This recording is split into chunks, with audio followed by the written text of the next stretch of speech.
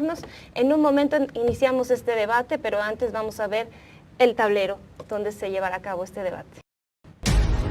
Pese a que los primeros 3 años de gobierno de Enrique Peña Nieto estuvieron signados por la desconfianza en las instituciones, los escándalos de corrupción y crímenes de Estado, los resultados del proceso electoral de mitad del sexenio renuevan la mayoría priista en la Cámara de Diputados, en conjunto con el Partido Verde y Nueva Alianza. De acuerdo con algunos analistas, esto obedece a la división de las llamadas fuerzas de oposición. En esta escena entra un nuevo actor político, Morena, que igualmente se encuentra bajo la lupa ante el riesgo de convertirse en otro PRD, el gran perdedor de estas elecciones. Por otro lado están los candidatos independientes, entre los que se encuentra Jaime Rodríguez, el Bronco, quien destaca por su exmilitancia priista y el apoyo recibido de parte de la cúpula empresarial en Nuevo León.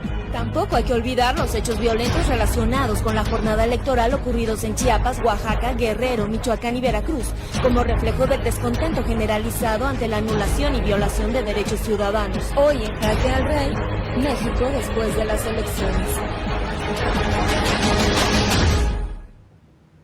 Iniciamos este debate con la regla del minuto, misma pregunta para cada uno, para todos.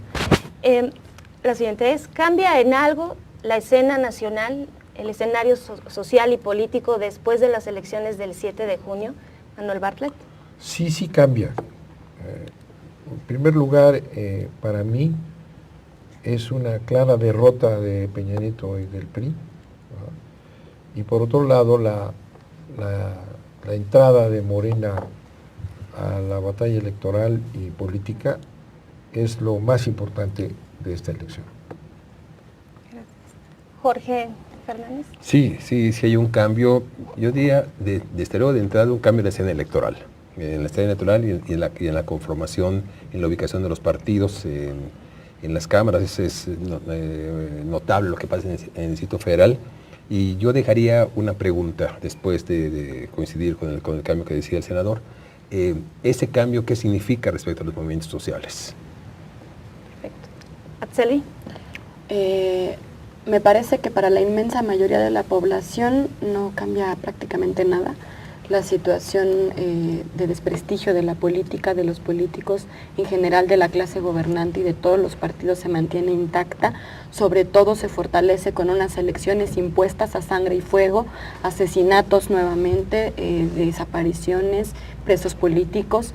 Y probablemente en el arriba lo que sigue cambiando pues es cómo se van a seguir repartiendo el pastel por estos siguientes 3 años y en adelante, mientras las cosas abajo no cambien significativamente. Héctor Díaz Polanco. Sí, yo creo que se combina sin duda un avance importante, un cambio fundamental, con la persistencia de fórmulas, prácticas, etcétera, viejas, que se reprodujeron claramente en este proceso. Por lo que respecta a lo primero, me parece que lo más importante es el cambio de actitud, el efecto que tuvo sobre la población, el resultado electoral. Y por lo que respecta a lo otro, el hecho de que el país seguirá viviendo bajo estas condiciones de falta de equidad, de trampas, de prácticas viejas, de lo viejo. Claro. Han sugerido pues varias situaciones, ¿no? La entrada de Morena, la cuestión de que no se cambia básicamente para el grueso de la sociedad civil, y en efecto, ¿no? También la cuestión de que amanecimos con la mayoría priista ese 8 de junio. Sin embargo, bueno, pues tenemos que cierto sector de la sociedad ha dejado de creer, como bien lo mencionas, en las instituciones, pero por otro lado también el descontento también por acudir a las urnas, y por otro lado pues resulta que el PRI es mayoría en el Congreso. ¿Cómo explicar esta contradicción en este sentido? Manuel Bartlett. Bueno, yo quisiera corregir la cuestión de que el PRI mantiene el control del Congreso, porque el PRI pierde, tiene la votación más baja, tiene un 29% del 47% que participaron. Y sin embargo, con el dominio mediático que tiene este poder de Peña Nieto oligárquico, está haciendo creer que el PRI conserva el poder. Entonces, ayer, por ejemplo, se permitió Peña Nieto hacer un discurso en una reunión con libaneses, y dice las cosas más absurdas que pudiera decir alguien que esté en la realidad, como dice aquí esta inteligente mujer que habló.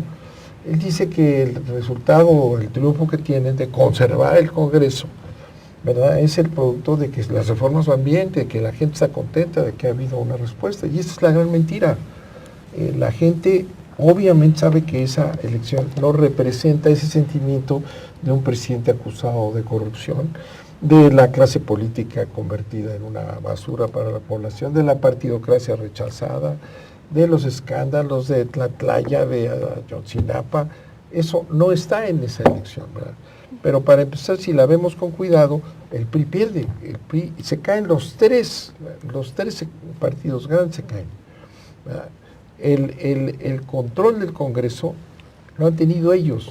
Es falso que la mayoría que se ha establecido en este Congreso secuestrado haya sido con los partiduchos Verde y el partido de Gordillo, no. El control ha sido PRI, PAN y PRD. Eso es lo que no hay que... Esa es la mayoría que ha utilizado los grandes intereses económicos nacionales y externos para darle una vuelta a la Constitución. Entonces, no es esa mayoría. Ahí están todavía el PAN y el PRD en una crisis porque se cayeron los tres. Se cayeron los tres porque el resultado fue que no los pudo proteger plenamente la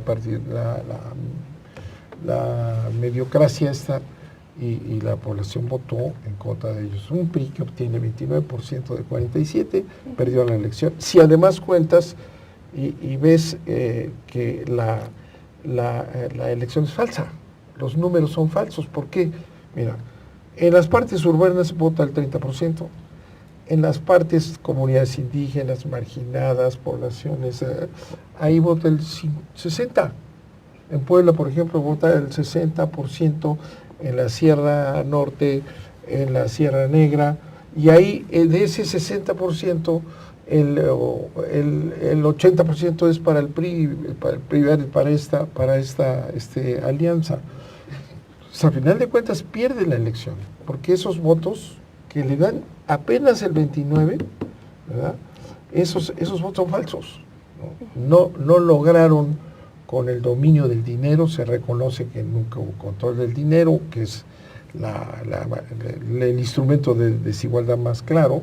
No controlaron a los gobernadores, al gobierno del DF, para empezar, ¿verdad? Entonces es una elección falsa. Es una elección que, como aquí se dijo, no representa el sentimiento nacional y por tanto es una brutal derrota. Y que lleva a Peña Nieto a hacer una campaña falsa de que mantiene el control con esos partidos, y no es cierto. Mantiene el control, que ese es lo grave, con el PRD y con el PAN. Jorge Fernández.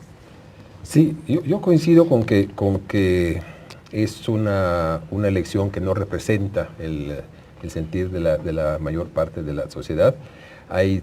Hubo todo este debate de abstencionismo, de no abstencionismo, que habrá que repensar, que revisar ese debate desde la perspectiva de cómo se planteaba el abstencionismo. Y esto nos lleva a la discusión de si las elecciones sirven para algo.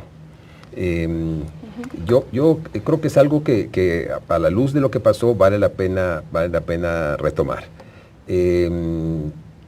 Y dependerá de dónde se ubique uno para decir si sirven o no sirven. Para el Verde sirven en cualquier escenario. Mientras el negocio se mantenga, pues sigue sirviendo la elección. Casi que vote quien vote por ellos. Para quienes están interesados en un cambio serio en el país, que están interesados en revertir la reforma energética, quienes están interesados en posicionar a los movimientos sociales, quienes están interesados en los derechos humanos, quienes están interesados en revertir la situación de violencia, en una revisión de la cuestión educativa en serio, y no solamente desde el punto de vista laboral, que está perjudicando a mucha gente. En fin, quienes están interesados en esto dirán, pues las elecciones son limitadas.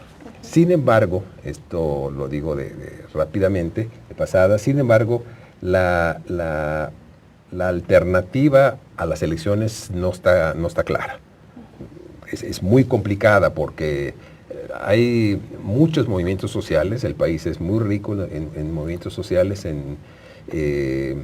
pero aislados, fragmentados y que no encuentran su unidad, muy difícil de encontrar. Entonces, esto da lugar a que se dan estas elecciones y el 47% de votación es finalmente limitado, pero no tan limitado como se hubiera esperado. Con estas acotaciones que hace el senador, de que cómo se vota más en unos lados que en otro, de todas maneras hay gente que sigue pensando que las elecciones sirven para algo. Hay gente que vota porque la llevan a votar, y porque la obligan a votar, o porque en fin, estas cosas lamentabilísimas, pero hay gente que sigue pensando que la votación sirve.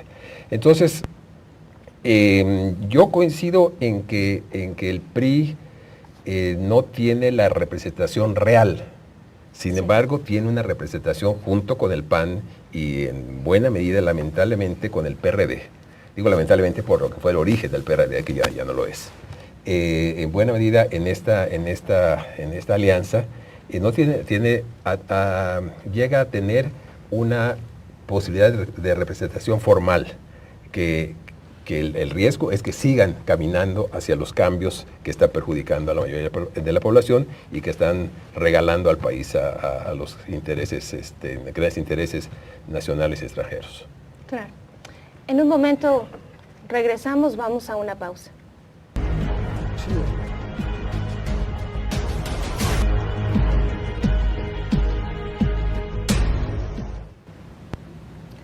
Estamos de regreso, continuamos con este debate. La pregunta es, ¿cómo explicar esa contradicción entre el descontento y la desconfianza en las instituciones con el regreso o el mayoriteo del PRI en estas últimas elecciones? Atzelvi. Bueno, digamos, sobre el mayoriteo del PRI, pues es evidente que hay unas elecciones, se llama corporativismo, se llama acarreo, ¿no? No implica un respaldo de la población hacia una posición política. Sin embargo, creo yo que también eso es posible a partir de la complicidad de todos los partidos.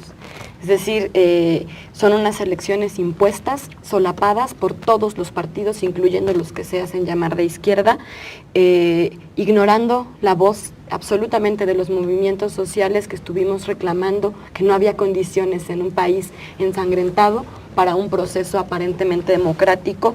Solaparon, por ejemplo, las mentiras de Chuaifet a los maestros sobre el tema de la evaluación, el cinismo con el que salió a decir no hay evaluación, pretendiendo que así las protestas se acallaran, ni una palabra de ninguno de estos partidos que dicen oponerse a las reformas estructurales, ni una palabra cuando se vuelve a imponer la evaluación, ni una palabra sobre el llamado de los papás de los 43 desaparecidos de Ayotzinapa para que no hubiera elecciones. No hay debate, ignoran absolutamente la voz con tal de poder aparentar su circo, sus pretensiones democráticas en una condición de un país que está en llamas y que está devastándose. Ni una palabra después de las elecciones sobre una jornada electoral con muertos, con heridos, con compañeros detenidos. No hay una correlación entre el análisis de cómo se reacomodan las fuerzas políticas en el arriba con la condición que estamos viviendo todos acá abajo. Díaz Polanco. Sí, bueno, en una primera evaluación yo creo que hay varios puntos que son claros. Ya lo dije, el hecho de que estamos, como en todo momento histórico, en una etapa en que se reproducen las cosas viejas, las prácticas inadecuadas, pero empiezan a surgir brotes de una nueva realidad. Y eso es lo que reveló la elección. En primer lugar, reveló que la mayoría de que presume el grupo sistémico en México, vale decir estos tres partidos y otros aliados, es una mayoría absolutamente ficticia. No solo porque cayeron en su votación, sino porque la reproducción de estos males, de estas formas incorrectas, lamentables de hacer política, muestran claramente que lo que lograron conseguir formalmente como votos, en su mayoría son votos comprados, fruto de la coerción, fruto del engaño en suma, en efecto, votos falsos. Si uno descuenta esta parte de la votación total de estos partidos sistémicos, encontrará que tienen una minoría de la población. El verdadero voto duro de aquellos que todavía guardan alguna convicción, pero la mayoría, inmensa mayoría del pueblo mexicano está en contra de estos planteamientos sistémicos. Esto lo descubrimos ahora con más claridad en esta elección. De tal manera que podría decirse que por primera vez en la historia es claro, fundado en los datos concretos, duros, que se construyó una mayoría de izquierda en este país. Es decir, una mayoría de gente que está en contra de la reproducción de este sistema. En segundo lugar, quedó claro que hay evidentemente sobre la mesa diversas vías para buscar solución a los problemas del país, pero que la vía que está vigente en este momento, sin duda alguna, es la vía electoral. Es la que tiene mayor consenso entre la población y es la que se ofrece ante el vacío de planteamiento de vías alternativas. Un planteamiento de vía alternativa no puede consistir meramente en el hecho de plantear las críticas a la condición que está viviendo el país, porque en eso estamos de acuerdo, los que estamos colocados en el lado izquierdo. El asunto es que habría que plantear, después de ese balance crítico, una vía para salir del atolladero en que estamos. Y el problema es que en el horizonte político contemporáneo actual en México, la vía que aparece es la electoral, y eso está cargado también de elecciones.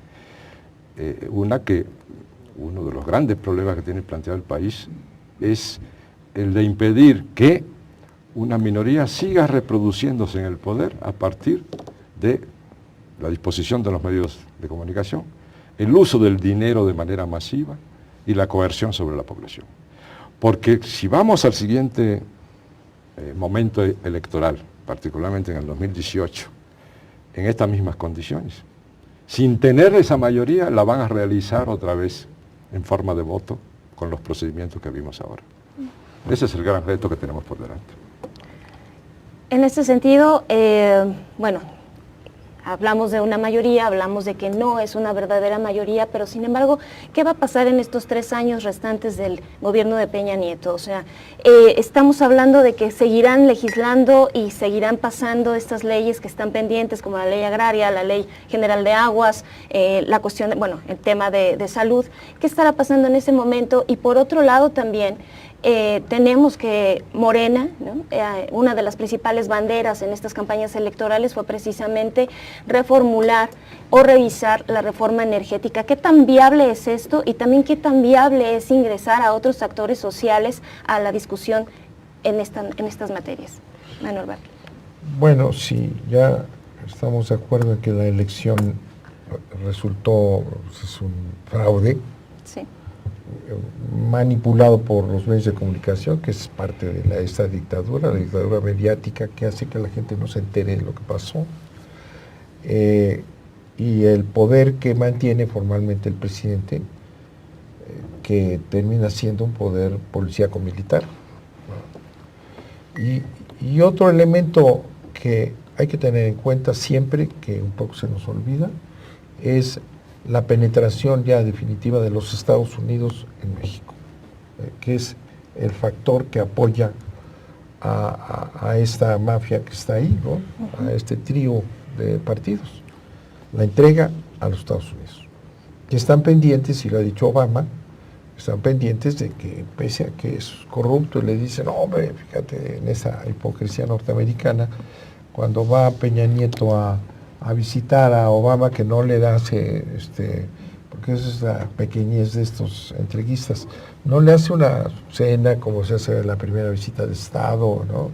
En la Casa Blanca, sino le hace una reunión y lo invita después a tomar unas hamburguesas y le dice que se vaya, ¿no? Ahí le dicen a Obama, ¿cómo recibe usted a New York Times, Washington Post, todos? Si es un corrupto, fíjense ustedes, como si eso les interesara. Y dice, es nuestro amigo, México es nuestro vecino, necesitamos apoyarlos para que construyan sobre las reformas estructurales que han hecho. Ese es el interés de Estados Unidos, que construye. Sea corrupto, sea quien sea, no importa. Bueno, ese es el otro poder que hay que tener en cuenta, Si no lo tenemos, pues estamos en el aire. Ahí están atrás de esta oligarquía Claro. ya transnacional. Entonces, ese es el problema que tenemos ahora. Yo decía, y lo creo, lo único que vale tomar en consideración en esta elección es la penetración de Morena. Morena logra, ¿verdad?, sin recursos, porque no tuvo recursos, logra estructurar un partido en menos de un año y tiene ese resultado pese al fraude, pese a que no pudo tener en esta primera elección representante de todas las casillas, que es clarísimo si no estás. Te roban, te quitan o te ponen mal, ¿no? Entonces, aún así, Morena penetra. Morena está y se dice es la esperanza que tenemos en esta situación. Morena sí estuvo en una posición de limpieza, sí ha estado recorriendo el país Andrés Manuel López Obrador para animar a la gente a participar, que ese es el problema. Hay dos vías, nada más, para salir de esta situación de violación a los mexicanos. No hay un gobierno que se ocupe de los mexicanos, para nada. Son los negocios, es el aeropuerto, son los contratos. Ese es Peña Nieto. Su corrupción es más allá de una casita en las lomas, ¿no? Y su asociación con Estados Unidos. ¿Cómo salir? Hay dos, nada más. Uno, la vía electoral sí queda abierta, o la revolución, no hay más. Es decir, la insurrección de la población, esa población explotada, miserable, sin oportunidades, los jóvenes que no saben a dónde van a ir porque esto no va a crecer si están llevando los recursos mineros, petroleros, todo ya es una penetración absoluta, ¿verdad? No tiene destino esto como país, a ese grado. Entonces, ¿qué van a hacer los jóvenes? ¿Qué van a hacer la población? ¿Qué van a hacer? Bueno, pueden ir a una elección para romper esto, ¿verdad? O si no, no queda más que la insurrección. No hay más. Entonces, Morena está jugando la carta de la elección pacífica, dicen. Esta es una lucha pacífica, frontal, sin ninguna connivencia en lo absoluto con ninguno de los poderes. Bueno, esa es, y te dicen, ¿ustedes creen que lo van a dejar? Bueno, hay el Economist de esta semana, que es una revista absolutamente conservadora, imperialista, financierista, de los Rothschild, pero inteligente, ¿no? Dice claramente eso. Bueno, Peña Nieto mantuvo este poder ahí, como dice, será suficiente para que aplique las reformas que a ellos les interesan. Si lo que necesitan es que ya entre la ExxonMobil, que entre la Deutsche Shell, que entre, eso ya es lo que interesa, ya que entren y se repartan el territorio nacional. ¿Tendrá el poder para hacerlo o no? Tiene que actuar, tiene que atacar la corrupción.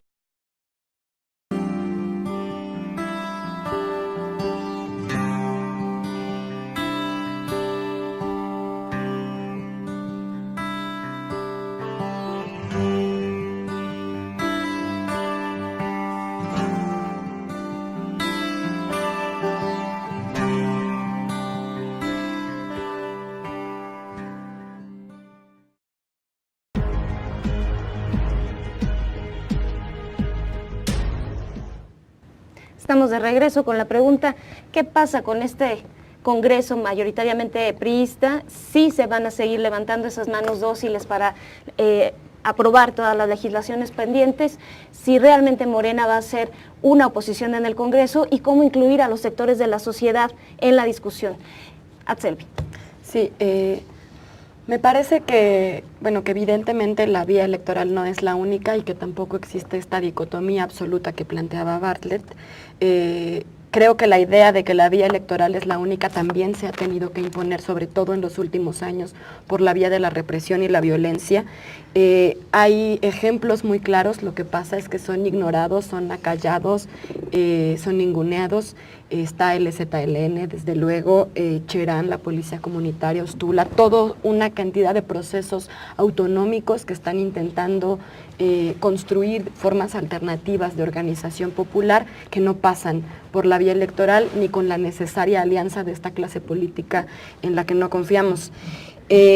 Sobre el tema de las reformas estructurales, claro, el problema es que en la medida en la que se pretende ignorar, digamos, a la oposición que no es electoral de la resistencia contra las reformas estructurales, se ignora a los movimientos sociales, resistir contra las reformas es más difícil.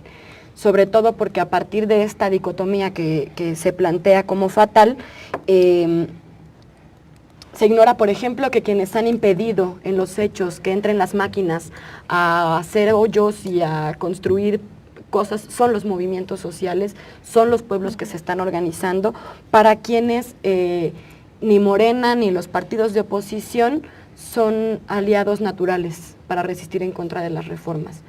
Hay una profunda desconfianza de sus personajes, de sus actores. Este culto a la personalidad de López Obrador a mí me parece aterrorizante, porque plantea una desvalorización de las capacidades de la gente, de los pueblos, de organizarse y de construir, digamos, alternativas reales al sistema. Entonces, digamos, mientras estos partidos que se pretenden oposición no se ganen la confianza de los movimientos sociales para que los podamos ver en alguna medida como aliados, es decir, mientras no den señales claras de estar dispuestos a pararse enfrente de las reformas más allá de debates en las tribunas, digamos que se callan al final cuando viene el proceso electoral. Insisto yo que el ejemplo más claro es justo este, donde está este nuevo actor que se llama Morena y que se pretende como la salvación de México, o ya no me acuerdo si es el PT, no puse mucha atención a sus programas, a sus comerciales, pero salvación o esperanza, al final ninguno ha sido capaz o fue capaz en este proceso de decir la elección no se puede hacer en estas condiciones. Ninguno. Y termina la elección y salen todos a llamarse al triunfo, a vanagloriarse por sus capacidades, pero hay un absoluto desprecio por la capacidad organizativa de la gente, por los pueblos que estamos resistiendo, que estamos luchando, y mientras no sea así, o sea, mientras a ellos se les olvide que los movimientos sociales existen, pues no son un aliado natural, y efectivamente la resistencia contra las reformas va a ser más complicada, además porque también están solapando la criminalización de la protesta, bloqueando el derecho a la protesta, porque estos pueblos que están siendo alternativas ante el sistema electoral, ante el sistema de los partidos, están siendo encarcelados, desaparecidos. Está el caso de Néstora Salgado, de la Policía Comunitaria, de donde tampoco hay muchas voces que planteen desde la arriba su liberación. Entonces, pues sí, el escenario es complicado, pero desde nuestro punto de vista la única salida está en la organización desde abajo, en la construcción de poder popular y de autonomías. Jorge Fernández. Okay. ¿Qué sigue en los próximos 3 años? Antes de intentar dar una opinión, yo nomás quería hacer referencia a lo que decía el senador respecto a que cuando Obama recibe a Peña Nieto le dicen es un corrupto, y él dice, sí, pero estaba con nosotros. Me acordé de aquello de John Foster Dulles cuando era de la CIA, que le dijeron de Somoza, que era son of a bitch. Son of a bitch, es un hijo de perra, sí, pero es nuestro hijo de perra. Entonces, todo momento de diferencia guardada, pero pareciera algo parecido. Yo creo que hay un enorme riesgo, varios riesgos, pero señalo uno, que es que esta minoría real, que aparece como mayoría formal, siga operando en los órganos del Estado. O sea, sin tener el respaldo de la población o teniendo el respaldo de sectores muy pequeños de la población y muy poderosos, el riesgo es que sigan profundizando las reformas que están dañando al país, que están enajenando al país y que están haciendo un enorme daño a la población. Entonces, eso no es menor, porque bueno, los movimientos están actuando. Yo coincido en que yo lo he señalado, muchos movimientos, están las autonomías, pero el aparato del Estado sigue funcionando en detrimento del país y en detrimento de los movimientos. Entonces, ¿Cómo revertir esa situación? Yo entiendo perfectamente esta gran desconfianza hacia los partidos, en buena medida la comparto, porque efectivamente se quedan mucho en la formalidad también. O sea, si ganamos la elección, revertimos la situación. Además, eso no necesariamente es así, aún con las mejores intenciones, si no se tiene el apoyo popular. El apoyo popular no está solamente en ir a votar. Se puede votar por un partido que se considere que es el que puede hacer algo por cambiar las cosas, pero el sostén del partido no está ahí. El sostén del partido está en la acción popular y en los intereses populares en el mejor sentido de la palabra. Entonces, yendo a esta dificilísima pregunta de las alternativas, yo sigo creyendo que la vía electoral sí presenta algunas posibilidades. Yo no estoy seguro de poder, yo diría que es la alternativa. Abre posibilidades. Tan las abre que en el Distrito Federal, que sería un tema a tratar exclusivamente, tan las abre que una parte de la población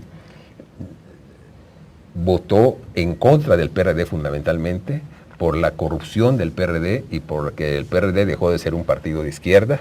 Y se fue por lo que consideró que es la alternativa, que es Morena. Vamos a ver qué pasa con Morena. Vamos a ver si no es el PRD 2. Entonces, ¿de qué dependerá eso? Hablo del Distrito Federal por lo pronto, de que Morena se vincule con los movimientos sociales. Yo diría más, se ponga al servicio de los movimientos sociales. Esto me parece que es básico.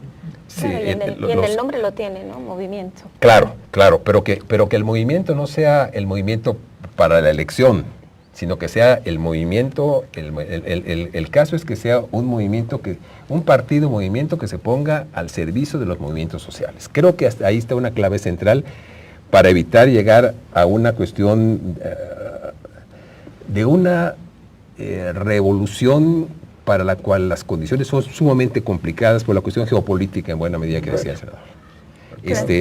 Puede haber insurrecciones, de hecho las hay. De hecho las hay, en muchas partes del país hay movimientos insurreccionales. Sin embargo, pensar en una insurrección revolucionaria generalizada tiene problemas serios de organización, de vinculación de los movimientos y el problema geopolítico, que como decía Héctor, bueno, no hay que considerar que es fatal, pero está ahí. Es un problema serio. Entonces, me parece que la elección tendrá sentido. Y esto puede haber sido una pequeñita campanada, lo de Morena en este momento, y insisto mucho en el Distrito Federal, tendrá sentido si el partido movimiento se pone al servicio de los movimientos. Se gana la confianza, como decías. O sea, pero ganarse la confianza no es solamente hablar bonito, no es solamente, sino ganarse la confianza es ponerse al servicio y decir, bueno, ustedes están uniéndose a la defensa del territorio, están peleando para detener esos proyectos mineros que están devastando las tierras, las aguas, etcétera. Entonces, yo me pongo al servicio de ustedes. Y al ponerme al servicio de ustedes, lo que podemos lograr es que en la acción social vayamos juntos y en la acción formal yo asuma lo que ustedes están planteando. Esa puede ser una orientación, quizás que no alcance para esos 3 años. Porque las condiciones están todavía difíciles, pero que se puede ir planteando desde ahora. Claro. Díaz Polanco. Bueno, yo creo que, en efecto, en primer lugar, Morena sí es evidentemente la gran novedad a partir de esta, sobre todo por las condiciones en que ocurrió lo que ocurrió en la elección. No hay que olvidar que Morena participó en esta elección en desventaja, por ejemplo, en términos de publicidad oficial, de 1 a 40, por cada anuncio, digamos, de Morena, salían 40 o 30 de las otras organizaciones, prácticamente sin recursos. Es decir, Morena actuó prácticamente con su base organizada, casa por casa, y sin embargo logra este resultado.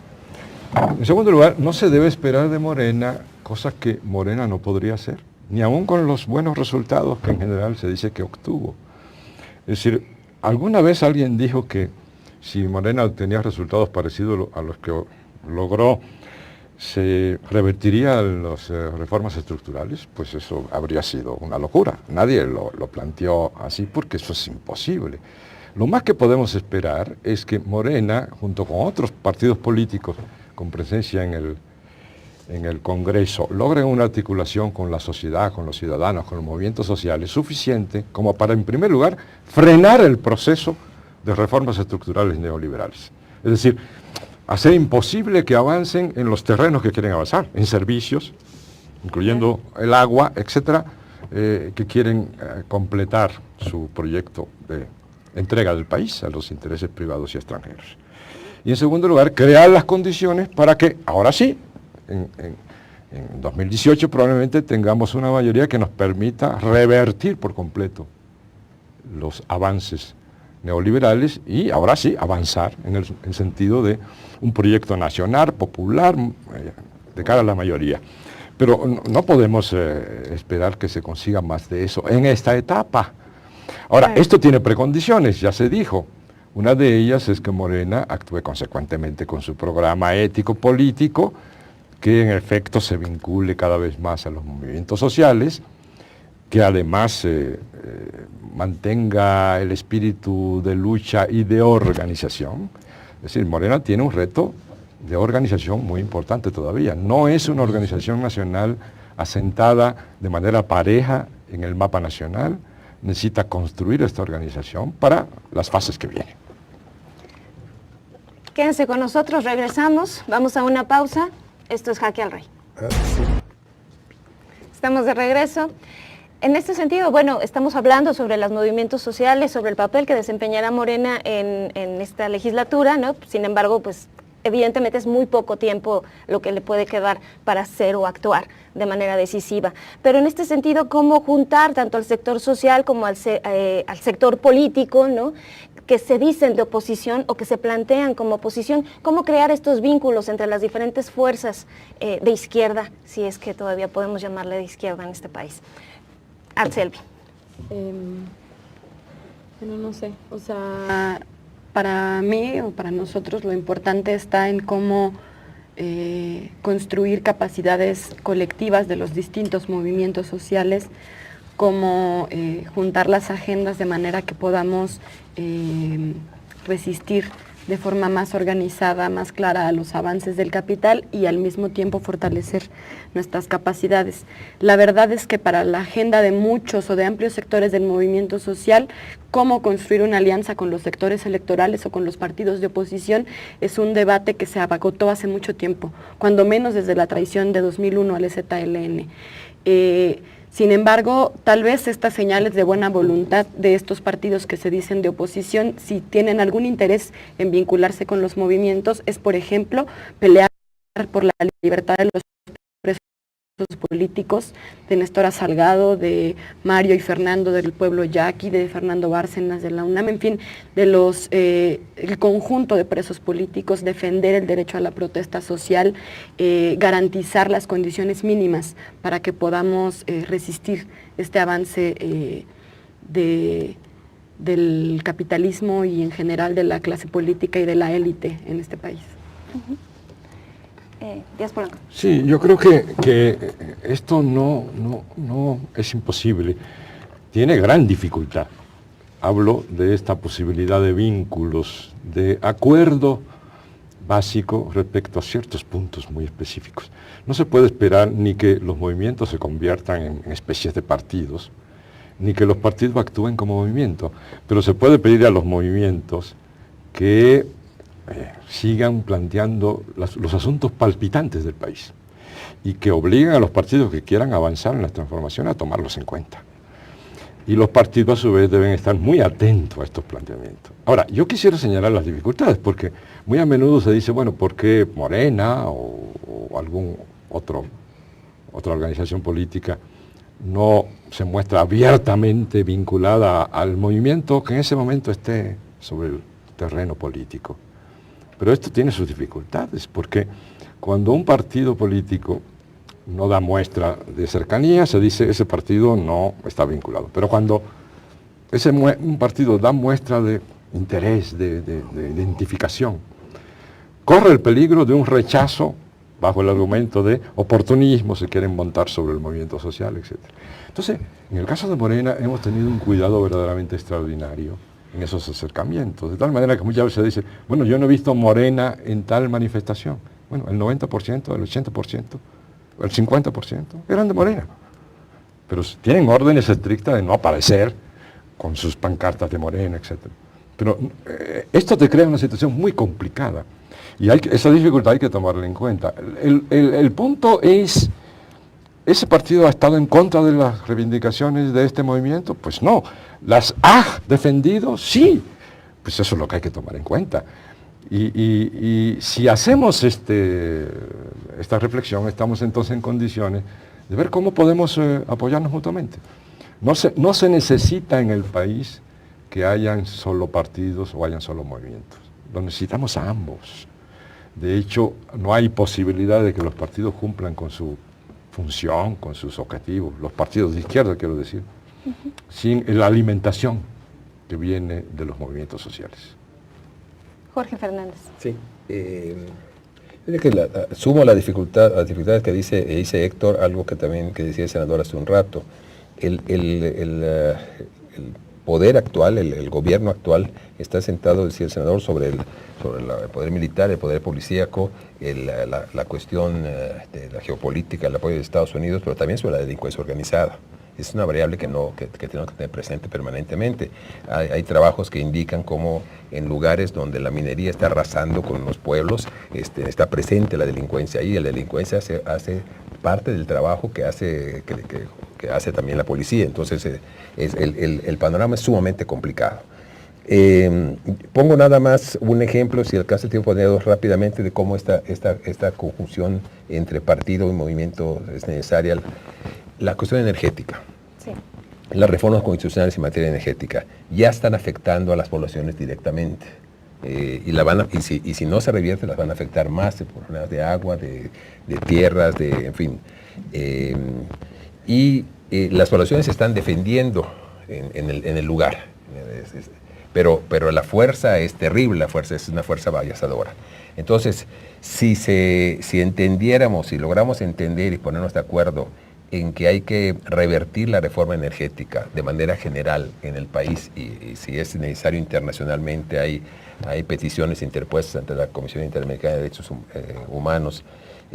Esto es interesante, no solamente por Morena, que lo hizo, sino también por sectores de la sociedad civil. Hay cuando menos una petición. Bueno, esto es un camino, y este es un camino que le toca a los partidos o al partido de izquierda en el Congreso, en este caso, para intentar revertir eso internacionalmente, pero tiene que ser en alianza con los movimientos, ahí donde los movimientos están defendiendo sus tierras y sus territorios. Si esta alianza, pongo ese ejemplo nada más, como puede haber otros, hasta luego, se logra, creo que se puede no solamente frenar lo que está pasando, sino avanzar hacia una democracia real y sobre todo sentada sobre intereses nacionales y populares. Muy bien. Manuel Bartlett. Bueno, a mí me parece que Atzelvi ha puesto aquí en la mesa un tema fundamental, ¿no? Inclusive el lenguaje, el enojo, es muy educadita y muy linda, pero está muy enojada y tiene razón. El rechazo, ¿no? Hay un rechazo. Es importantísimo lo que ella dice. El asunto de Morena, inclusive discutieron en sus congresos si era movimiento o era partido, ¿no? ¿Te acuerdas? Ahí algunos participaban para decir que están abandonando los movimientos, ahorita el movimiento tal, ahorita tal cosa, tenemos que estar cerca. Permíteme que se nos acaba el tiempo, pero si quiere concretar esta idea para ya pasar al minuto de conclusiones. La concreto. Sí. Tiene razón Atzelvi, ese es el tema, ¿verdad? Pero lo que tú estás viviendo es nada con lo que viene. Porque, bueno, ya viene el gasoducto ahí en Puebla, lo que pasó aquí y allá. Ese es nada. La reforma energética establece prioridad a las empresas nacionales para entrar y solicitar la tierra que quieran. Bueno, permíteme se llama ocupación Temporal. Ocupación temporal. Eso es lo que va a ser brutal después. Termino Bueno, y pues, luego hablamos. Sí, pasamos al minuto de conclusiones. Atzelvi Hernández, por favor. Bueno, yo creo que si se piensa en una posible alianza, por ejemplo, para resistir contra la reforma energética, podrían empezar sumándose a la resistencia que está hoy en la calle contra la reforma educativa. Ahí están los maestros resistiendo heroicamente desde hace por lo menos 2 años y estos partidos han mantenido un silencio cómplice de todas las decisiones que está tomando la SEP, incluyendo esta última de engañar con el retiro de la evaluación y luego volverla a imponer con la mano en la cintura. Ahí hay una oportunidad para avanzar en este camino de resistir contra el proyecto que es integral del Estado. Para poder avanzar en la reforma energética tienen que avanzar también en todo lo demás y ahí están los retos de los pueblos para organizarse. Gracias. Bueno, pues creo que está claro. Creo que es indispensable para salir de este terrible atolladero que haya una conjunción de un partido realmente de izquierda o en partidos realmente de izquierda con los movimientos sociales. Ese es un reto enorme y por tanto, en ese sentido, las elecciones seguirán teniendo caso parcialmente. No es que sea la única vía, seguirá teniendo caso siempre y cuando quienes participen de ella puedan representar los intereses populares. Gracias. Díaz Polanco. Bueno, yo señalaría 2 cosas. En primer lugar, lo que vemos es una situación terrible y lo que no podemos hacer es aplazar la búsqueda de soluciones. Si pudiéramos buscarla ayer, deberíamos haberlo hecho. Si pudiéramos hoy. Es decir, no se puede aplazar hasta que tengamos la fuerza suficiente, la acumulación de capacidades o que definamos el proyecto. Tenemos definidos objetivos muy claros, detener el desastre neoliberal, y eso hay que hacerlo ya con la lucha de hoy y con las fuerzas que tenemos. En segundo lugar, no hay vía predeterminada, ni diacrónica ni sincrónicamente, ni hoy ni en la secuencia. Las vías dependen de los procesos. Los que decimos en este momento la vía electoral, no estamos cerrando ninguna otra vía, ni siquiera la armada, desde mi punto de vista. Pero estamos creando condiciones para que cualquier vía que la condición histórica del país determine en su momento, podamos usarla exitosamente. Lo que no podemos hacer es renunciar a la lucha permanente contra el sistema neoliberal. Manuel Bartlett. Sí, lo que dice Díaz Polanco es cierto. Estamos en una disyuntiva brutal. Yo les comento, la reforma energética autoriza a las transnacionales, que son empresas imperialistas, a ocupar el territorio que quieran. Entonces esto que estás platicando ahorita es un juego de niños. Van a entrar en todo el territorio nacional y para eso han armado a ese país en contra de su tradición pacifista. Estamos gastando en armamentos para beneficio del negocio norteamericano miles de millones, que se le quita educación. Están creando una policía militarizada brutal, porque están preparados para la represión. Cuando tomaron la decisión, y lo dice Osorio Chong en alguna ocasión, es que ya sabíamos que cuando desfilan los muchachos por asuntos de Ayotzinapa, que es una desaparición de parte del Estado mismo, dice, es que nosotros sabíamos que esas son las fuerzas que están en contra del proyecto nuestro. Ya lo sabíamos. Y es cierto, ya sabían que al tomar estas medidas regresivas, se iban a enfrentar a la población misma, no solamente por opinión pública, sino por la realidad esta. Entonces, lo que viene es gravísimo,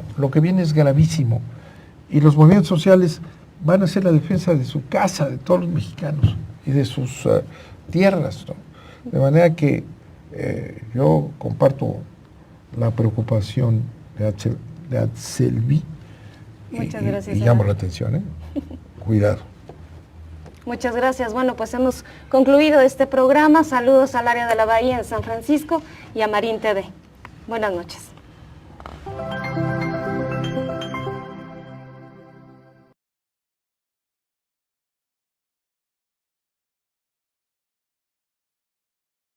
Nacionales y externos para darle una vuelta a la Constitución.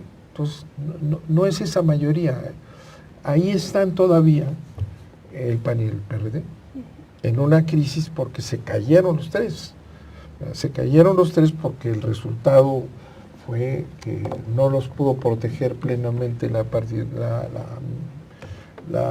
mediocracia esta, y la población votó en contra de ellos. Un PRI que obtiene 29% de 47, perdió la elección. Si además cuentas y ves que la elección es falsa, los números son falsos. ¿Por qué? Mira, en las partes urbanas vota el 30%, en las partes comunidades indígenas, marginadas, poblaciones, ahí vota el 60%.